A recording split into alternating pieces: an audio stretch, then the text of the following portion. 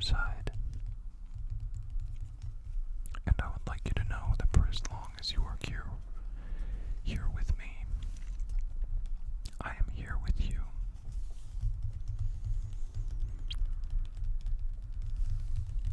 And perhaps much longer than that.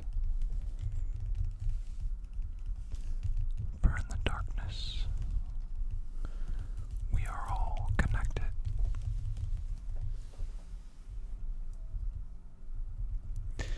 In this video, I will continue reading the story of Dororo by Osamu Tezuka.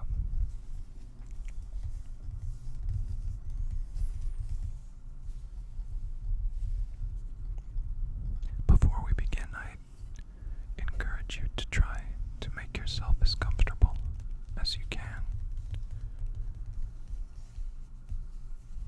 To take some deep breaths. And to invite your ghost to settle as deeply and calmly as possible within you.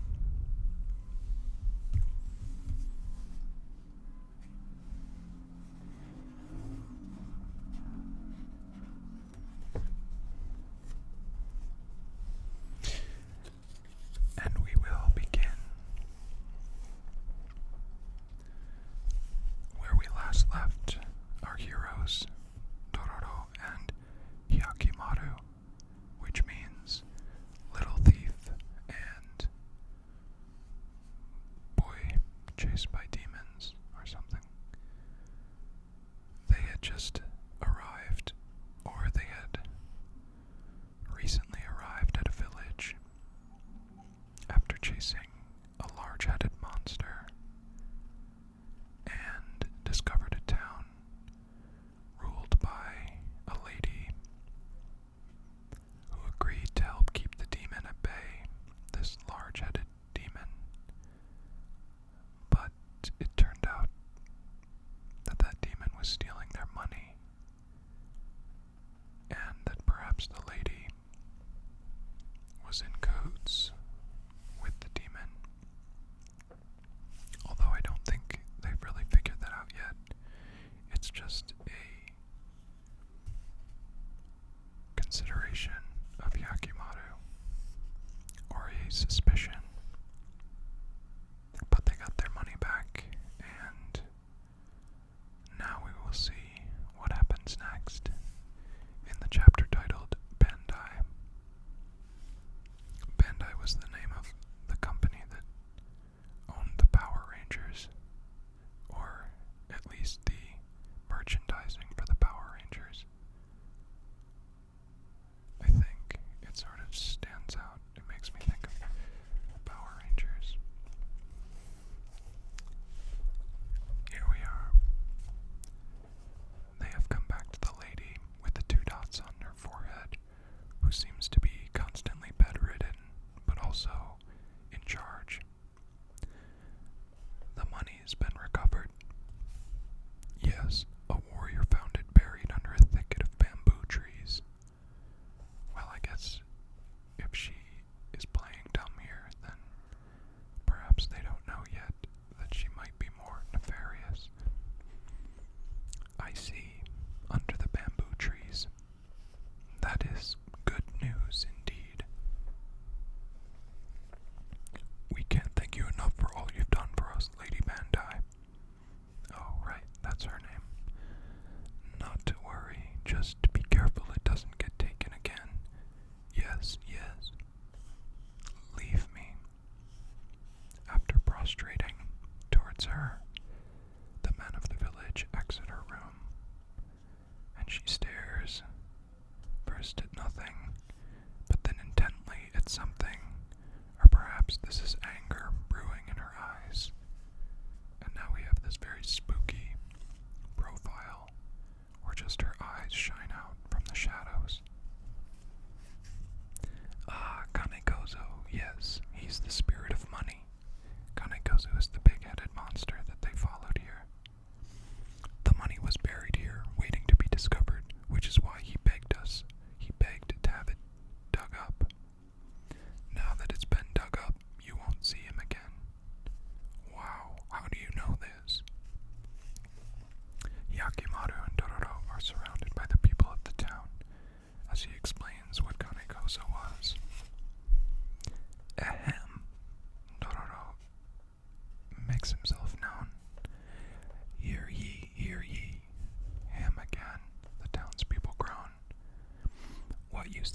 There is not an ogre or a wolf. Listen up. This is Yakimaru, the world's best warrior. Hey, Dororo. He tries to stop him, putting a hand on his shoulder. Leave the advertising to me. He's traveling all over Japan to vanquish demons and ghouls. Why fight the demons, you ask? Let me tell you his sad, sad story. Dororo puts his hand to his face and seems to be crying. It'll cost you a dime. Hey, stop it. Yakimaru tries to hold him up. You just keep quiet, bro.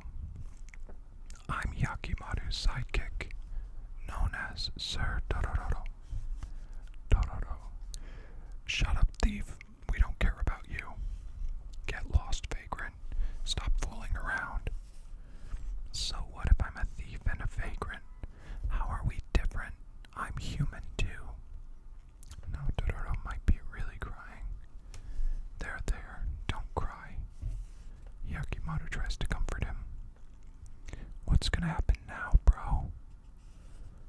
Looks like we've chanced upon one of the 48 demons. Really?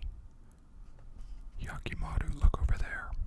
One of the townspeople points into the distance, and there seems to be a lot of wind that suddenly picked up.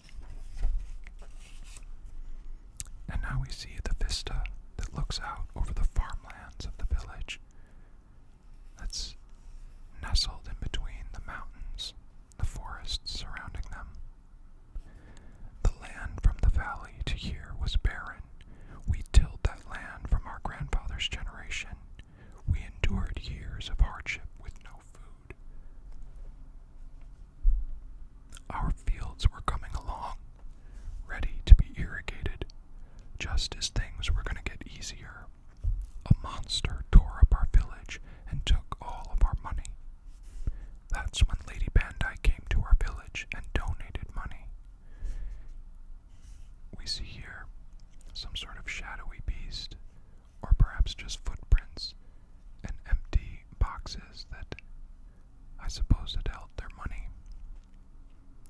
And then we see the townspeople sobbing in gratitude as Lady Bandai, still just in her bed, handing them out boxes of money. We regained hope and worked. And worked. We see them tilling the ground, and worked, and digging up trees, until we resumed our old life. And here they are, plowing the fields. The monster came again. And this is the monster that we saw earlier that crawled out of the sewer, or out of the well, in the room where Yakimaru and Dororo were held captive when they first arrived. A giant sort of salamander monster with a huge tongue and a ton of tentacle hands. Some were killed, and all our money was taken. Every time we'd make money, it'd be stolen. We would have been better off if the whole village had perished. We see some dead village people. We again received Lady Bandai's charity. That Bandai's a fraud. Yakimaru has finally said what he's been thinking. That's absurd. That can't be. The townsfolk don't seem to agree. If that's so, why would Lady Bandai give us money? This village has an eerie air. I can clearly sense it. The demon will likely attack again tonight. What? Has the money been distributed to the villagers? Yes, all of it. Demon, tonight I'll show you. I'll show you for what you are. Yakimaru seems very determined. Men, grab your weapons, be they scythes or hatchets. Hurry. Dororo.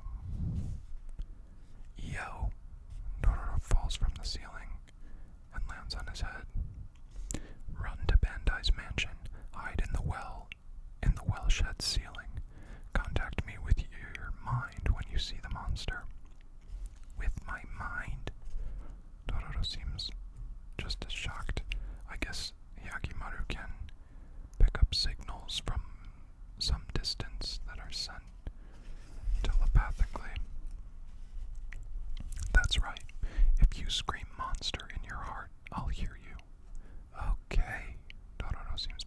excited and goes bounding off to the well shed. Sir, Dororo will show the devil who's boss. Up on the roof, he jumps and trips at the top and tumbles a bit, but catches himself. Alrighty, I'll just quietly wait here. Maybe he didn't trip. In any case, he's now seated in the rafters of the well shed.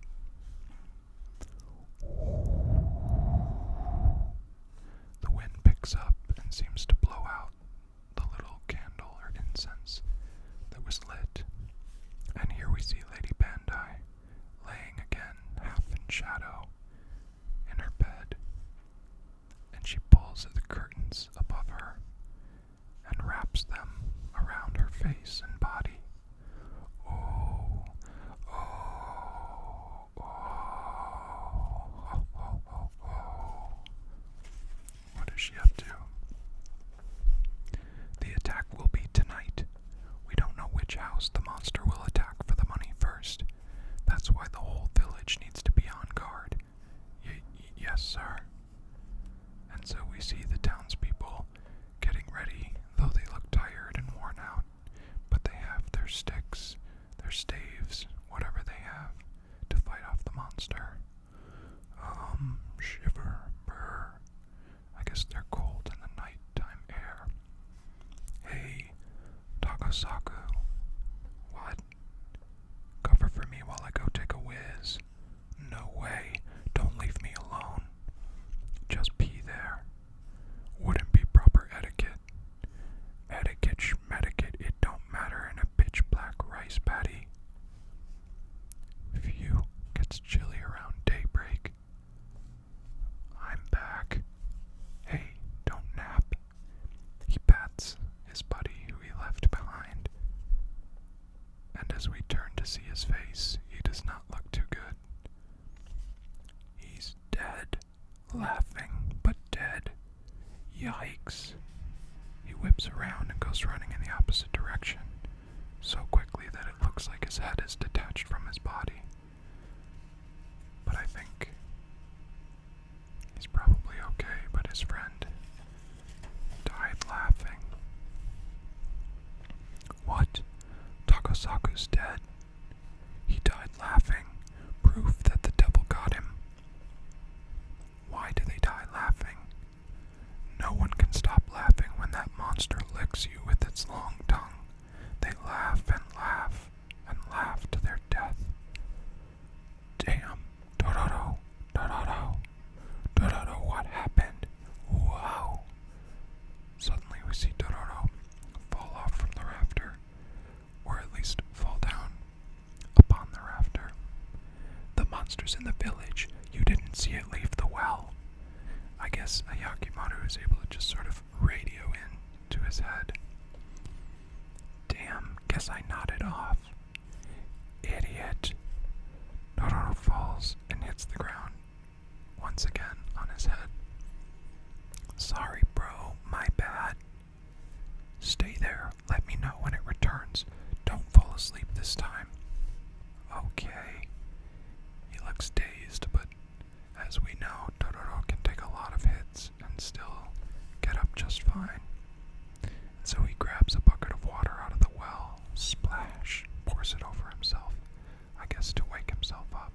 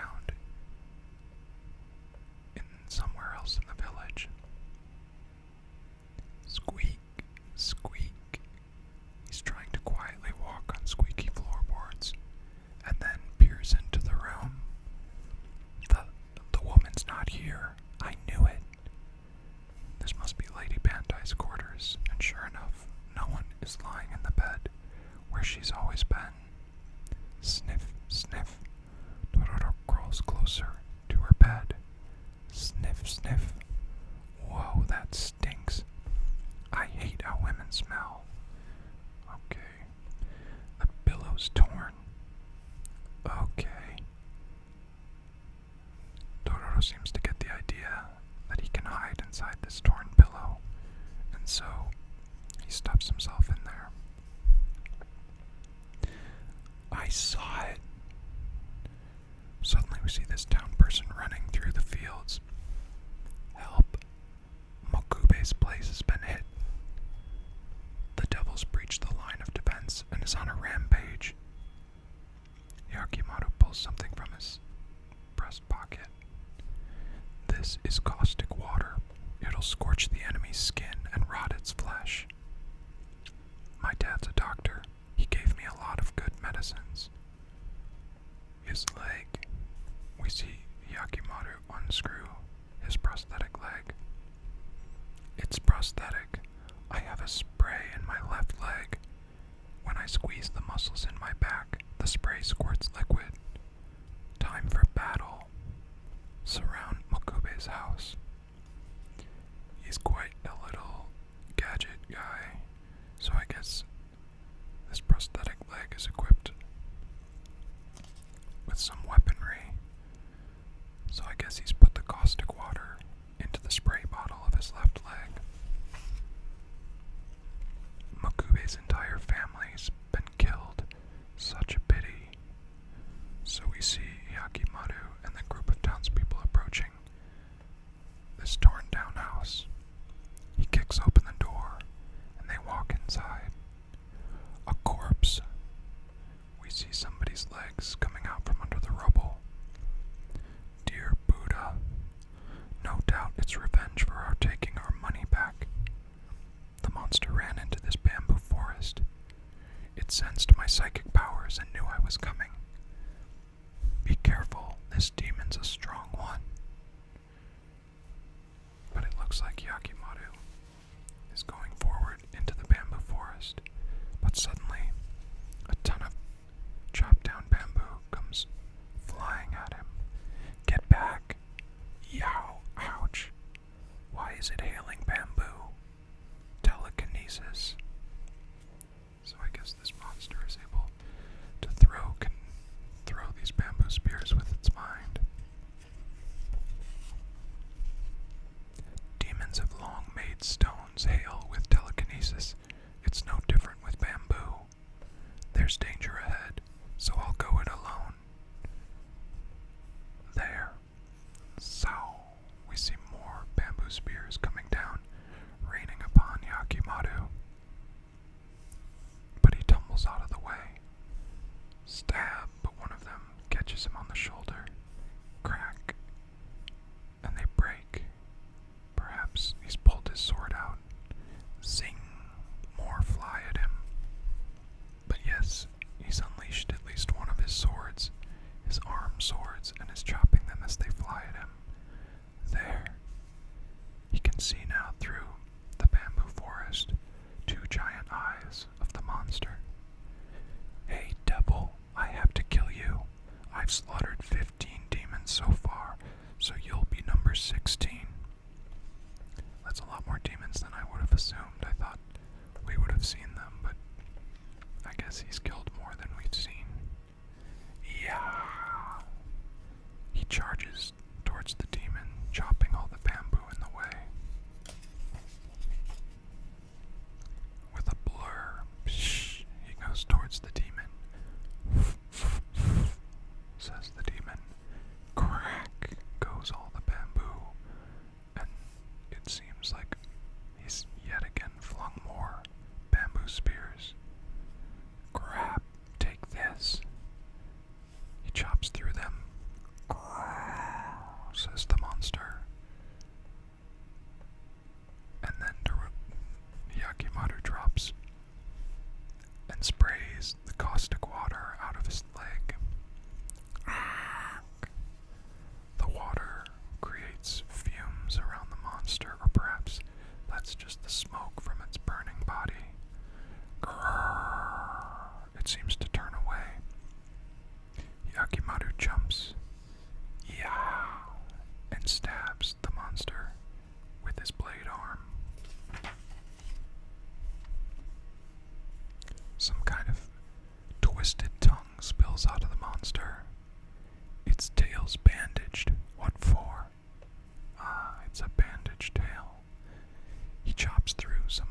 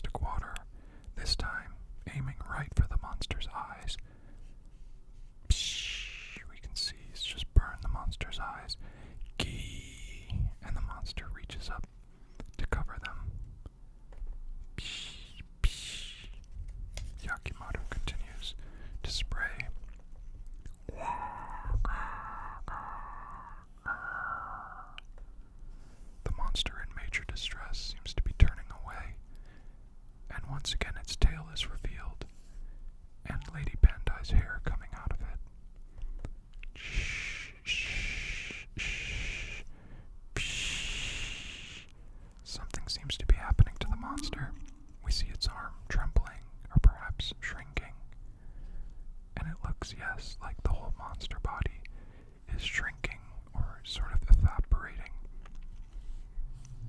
And then suddenly its tail, or Lady Bandai, sits up. Bing. Zaw. She seems to be running off. Don't let it get away. Build a bamboo fence. Help. Run. The townspeople are scared of this bandaged monster tail coming at them and don't have the time to make the bamboo fence. So it seems that the monster escapes. It's headed for Bandai's mansion. Surround the mansion. Don't let it fool you. Dororo. Dororo looks like Bandai's the demon. I'm going to check her room to see if she's there. At least he knows to call out to Dororo this time. I already know. Bandai's not in her room. What? Dororo, where are you? In her bed. Hee hee. Idiot. Bandai's headed there. Dororo, you'll be killed. Bandai's the demon. He keeps calling him an idiot, but obviously it's said with love, because he doesn't want him to get hurt. And so he goes charging with the townspeople towards Lady Bandai's mansion. And now we find ourselves there, in the flickering light of the candle, and we see Dororo still hidden inside Lady Bandai's pillow. This is Dororo. Come in, brother. Over. Sounds like Bandai's back. I hear weird footsteps. Over. I like how he's using their telepathy like a radio. And sure enough, the door slides open, and we see the soggy bandages which cover Lady Bandai. Bandai's in the room. She's growling like an ogre. Over. Whoa, she's coming my way. Over. Flash. It doesn't seem that she's noticed Dororo yet, but we see her sagging, dark form creeping towards the bed. Rumble, rumble. And then her eyes tell us that she notices something.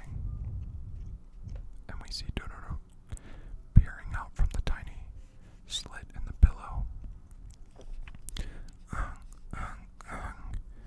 Lady Bandai's gotten down in the bed and is trying to fluff the pillow, realizing there's something weird about it. But Bandai's got a tail. The tail's wiggling. It looks just like the monster. Oh, maybe that's not the pillow. Maybe that's her tail.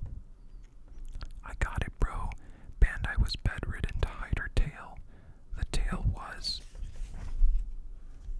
hidden in this pillow. Uh-oh.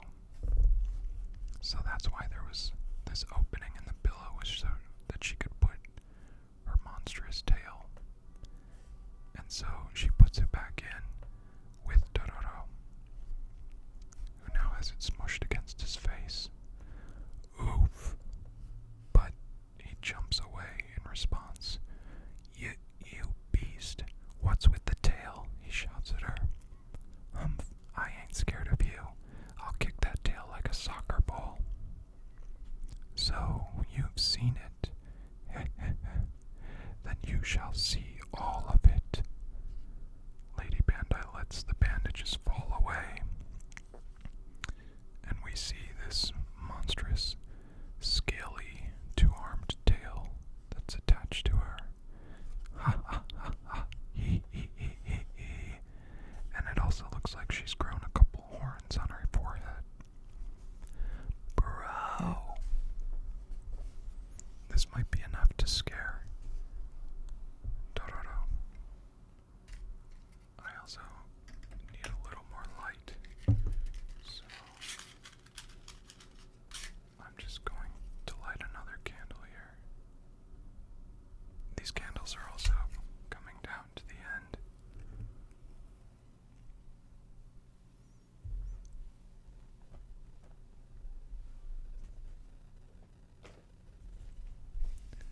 But that should be enough for now.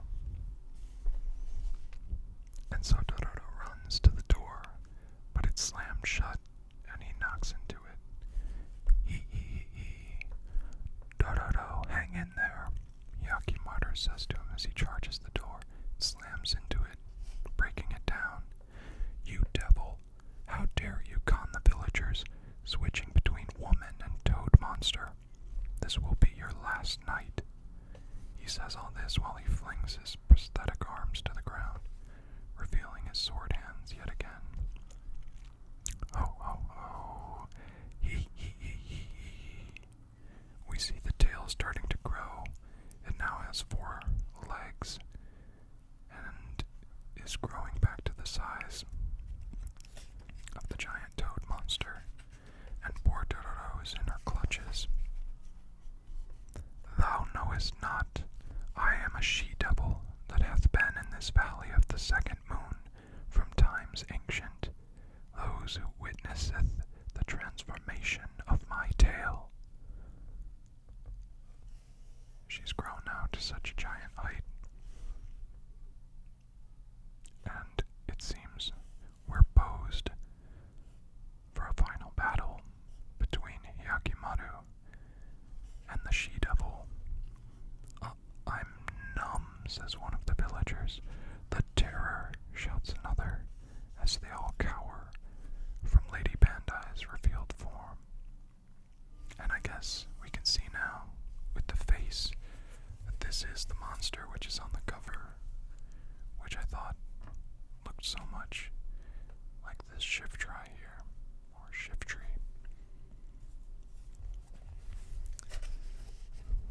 But at least now, the village people know that Lady Bandai is not who they thought she was. Much less charitable, much more monstrous. Let us continue and see what happens. This chapter is called The Face Tumor.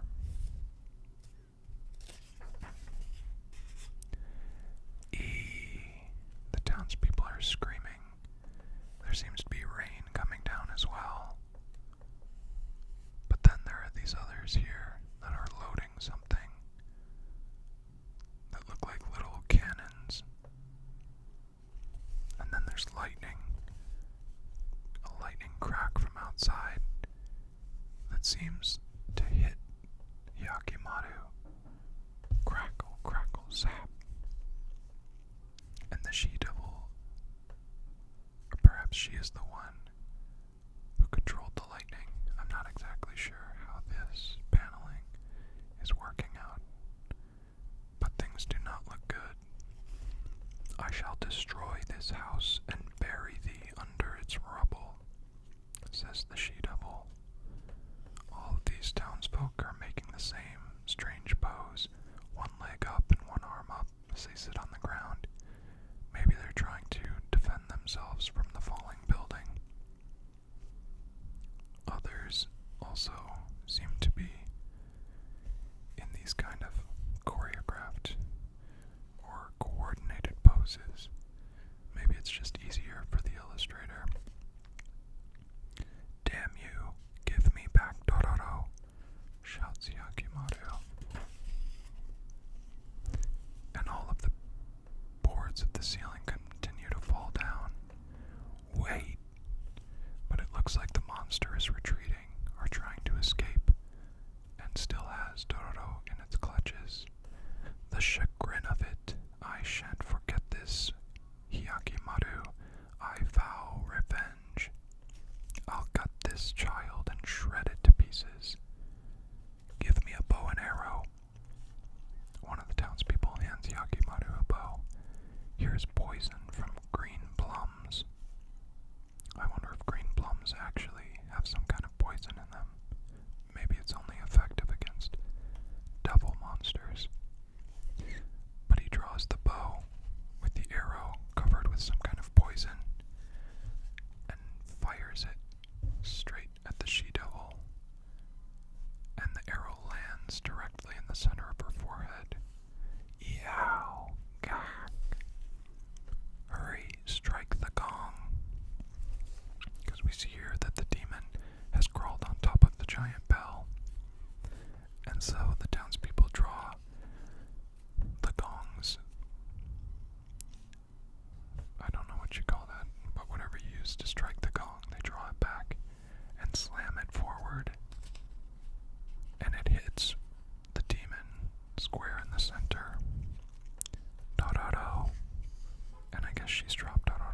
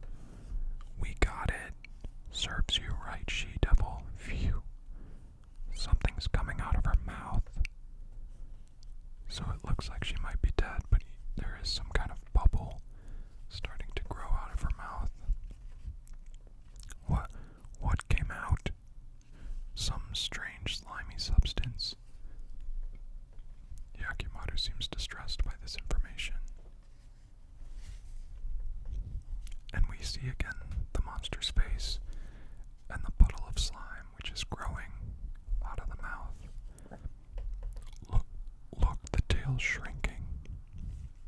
And the monstrous tail does seem to be shrinking away, but then forms into a face, a laughing face of its own. It's turned into a face. Stand back. It's a face-shaped tumor. Yakimaru seems to know what to do and has pulled something again from his cloak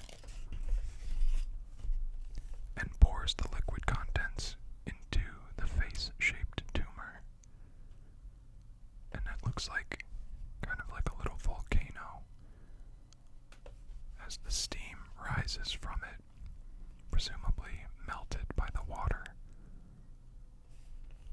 And now we see again the puddle of slime coming out of the other face, her first face. I vanquished a similar tumor ghoul before. It's called a face tumor. Once it grew on a girl's knee. The tumor would ooze and then morph into a face that started talking and eating. This poor woman. We see her first with a hurting knee, and then we see her here, shocked and terrified by this face tumor growing out of her knee. No matter how often they cut it off, here they are slicing away the face. It kept on growing back. How terrifying. It was haunted by a demon. I killed it with caustic water. This caustic water is really useful. This demon is likely of the same face tumor family, but more vicious. And now he's prodding the little puddle of slime with a little stick. Look, all this is its true form. Looks like tofu, somebody says in the back. Relax, it's dead already. He flings it at them. Whoa. And the woman, the devil borrowed her body. So I guess Lady Bandai was once a normal woman. And we see her face again as the demonic elements kind of slip away, and we are left with just the poor woman. Hey, look, the she-devil's face is turned into a kind face. She's a mere lass, says one of the townspeople. That devil lived in this valley long before you came and built a village here.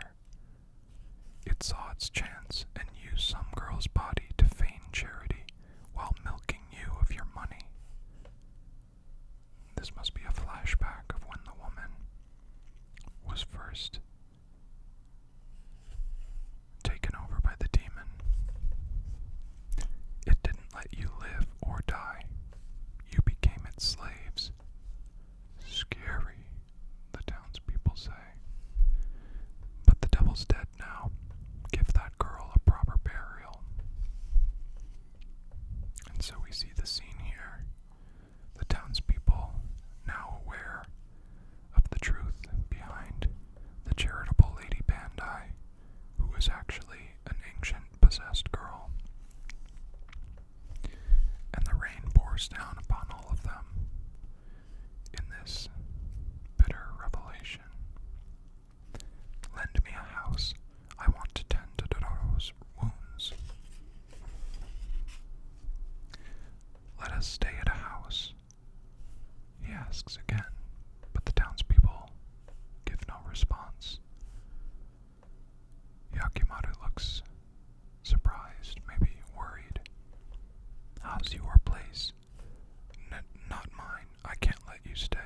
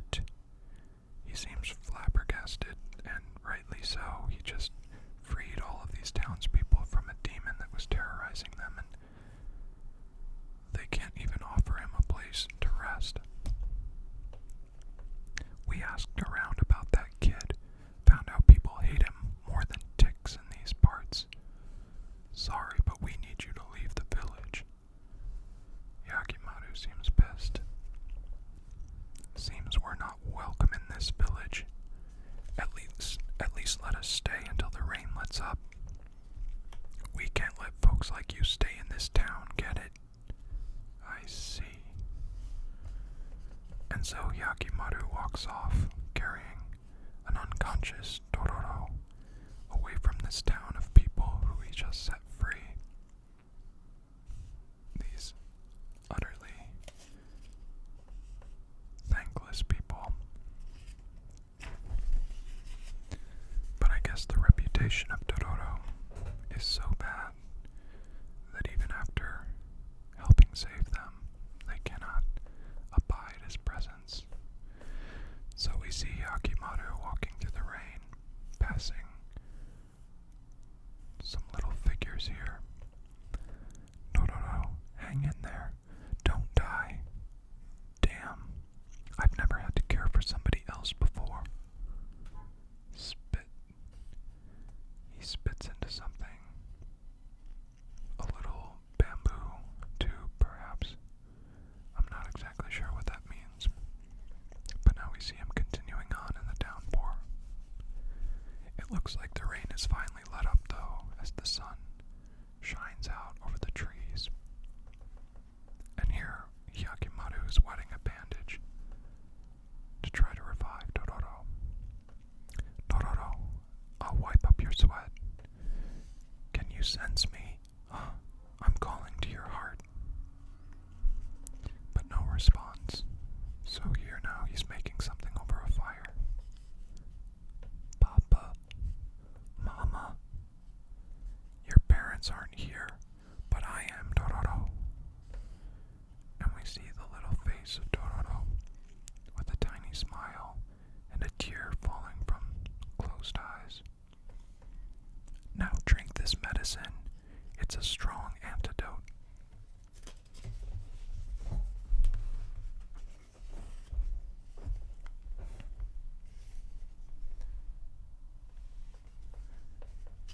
And so he pours a little bit of the medicine into Dororo's mouth. Mama, don't die.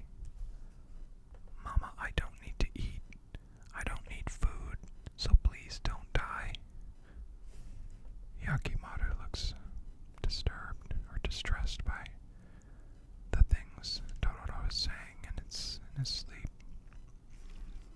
Papa, stop. No. And then he's quiet again. Sounds like you've been through a lot too. And the sun shines down, and it looks like Dororo is finally revived. And then he sits up. Bro, you feeling better, Dororo? Did you touch me? I just wiped off your sweat. Why, you knucklehead, idiot, numbnut, piece of crap. Yikes, he does not seem happy. This piece of crap tended to you. Why did you touch my body, bro? Don't cry. Why can't anyone touch your body? Sniffle. Grrr. Dororo's really going through a lot of emotions here. But clearly he does not want anyone to touch him. Why are you laughing, weirdo? You took care of me. Thanks. Come again. We're not in the village. No. We traveled far. It's just you and me again. What about the she-devil? Got her. Don't worry about it. You just rest. I'll get you some water. Ugh. He looks like he's in pain. What's wrong, bro? And one of his sword arms falls off. Bro, your hand and your sword. And so the prosthetic arm has fallen to the ground. Damn. Bro, does your arm hurt? Some nerve pain? Shut up. Leave me alone. Whoa. Ugh. Yakimaru is walking off, clearly in a lot of pain. I don't think even he knows what's happening. He falls to his knees. Dororo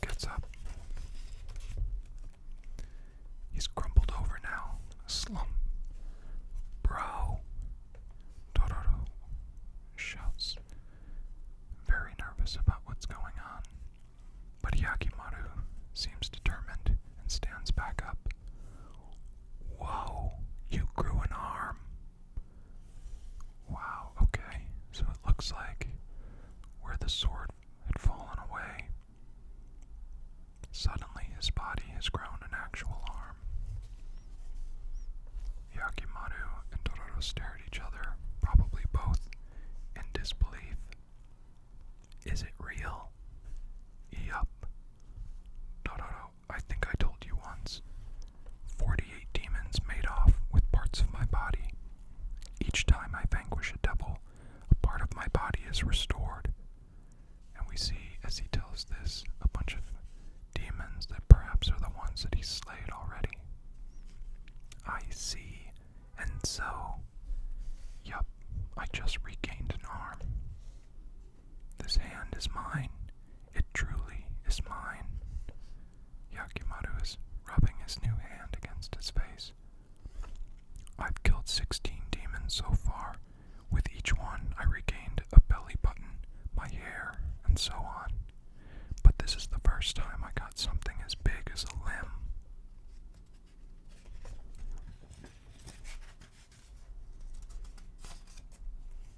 My hand.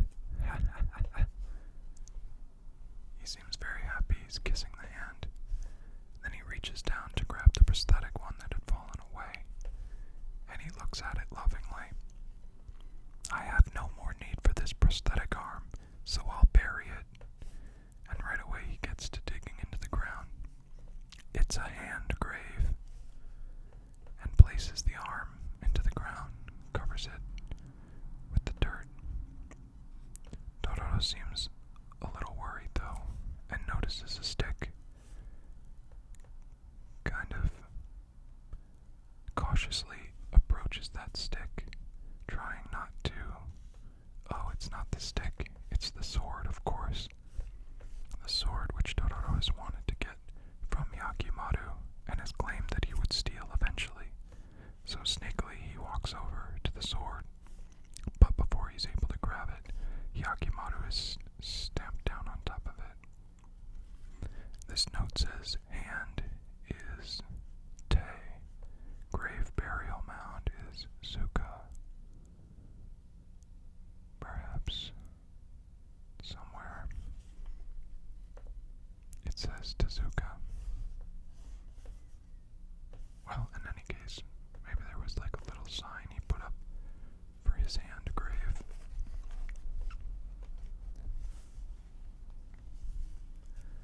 I don't think so.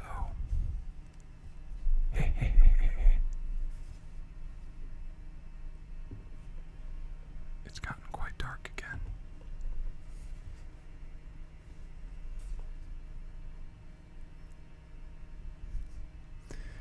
And unfortunately, these candles don't always give off a ton of light.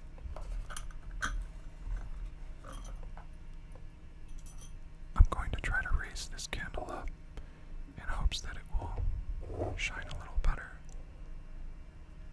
There we go. So Yakimaru has stopped Dororo from stealing the blade. Your best chance to grab it was when it fell out of my arm. But this sword gets returned to its sheath where it belongs. You try anything and I'll cut both those hands to pieces. You won't be able to grow yours back. Hee, I won't be so clumsy, bro. You won't notice when I take it. We'll see. Huh? You act tough, but you still miss your mother's milk, right? He's referencing what he heard Dororo crying about, perhaps. You called for her in your sleep. In my sleep? What did I say? You said a lot. Mama, don't die. Papa, stop, and such. Dororo is at a loss for words. What was your life like? Still, Dororo says nothing, but stares down at the ground. Let's hear it. I told you mine. I won't. If you do, I'll give you $1. No. Clearly, Dororo does not want to talk about this. Okay, I won't ask. Hey. Dororo seems more at ease now that Hyakimaru is no longer pestering him about his past. But clearly there's a lot of hurt and trauma hiding there. And the next chapter is called The Misery Chronicles. So I wonder if in this chapter we will learn about the sad story of Totoro's past. Clearly he's an orphan now, so, or at least separated from his parents. And misery seems to surround them both, especially since nobody will allow them to be, or give them a place to rest, despite the good things that they go around doing. People have a lot of animosity towards the little thief and the demon man. But at least they have each other, and now that Hyakimaru has one of his hands back, perhaps it is a sign that soon he will be whole again, or at least get revenge on the demons who took so much from him. If only it were that cut and dried in real life. I think it can be a lot more difficult to figure out how to right the wrongs that are done to us. And unfortunately, it's not always possible to restore our bodies or our lives to where they were before bad things happen.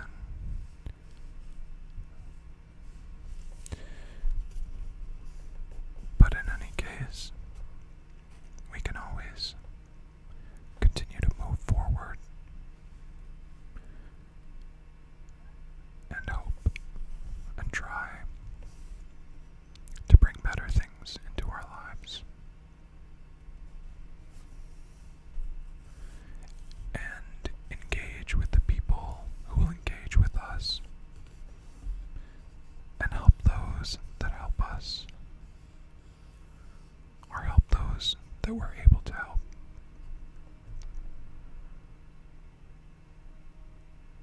And hopefully get help when we need it. I just love how there's always this wind kind of whipping about them. I suppose it's good for their hair, because otherwise you wouldn't get to draw all of these whipping strands of hair.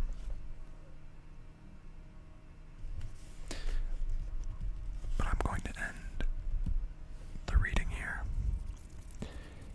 and pick it up again another time. I thank you again for joining me here, and I hope that you will drift off peacefully into whatever your life will be next.